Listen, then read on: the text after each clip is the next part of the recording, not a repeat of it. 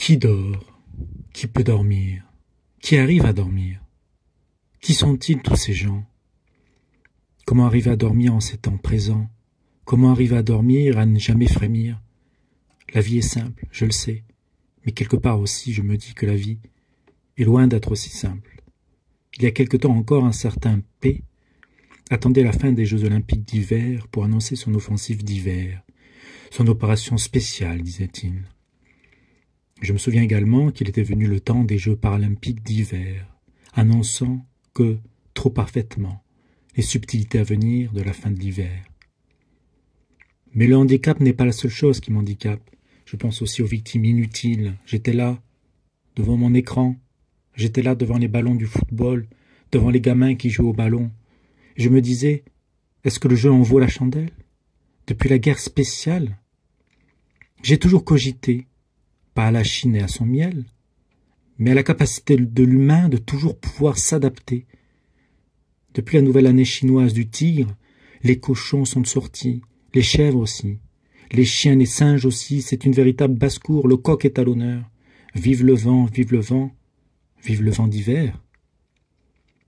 Peu après, nous célébrions le Messie, ou Messi, ou Léo aussi. C'était la Coupe du Monde, quelle coupe magnifique. Dommage de n'y voir point russe, point ukrainien. Mais après les footballeurs, c'était l'heure des rugbymen eux aussi.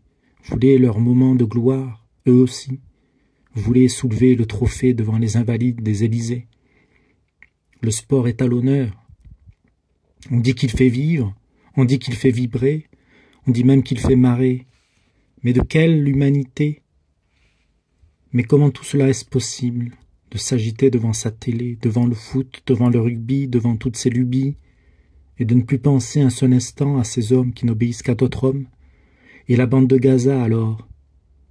On ne parle plus de gaz, il est vrai, mais on parle bien de Gaza. Ces victimes collatérales de la folie humaine, je ne sais pas. J'ai toujours pensé que cette folie n'était pas vraiment humaine, que cette folie n'était toujours pas humaine, mais que cette folie était surtout le caprice de quelques hommes qui avaient le pouvoir de décider pour tous les autres hommes. Je crois que le reste de l'humanité n'a jamais eu la possibilité de prendre autant son pied devant sa télé, devant ses écrans, alors même que sévit dans ce monde même les pires atrocités de toutes nos humanités.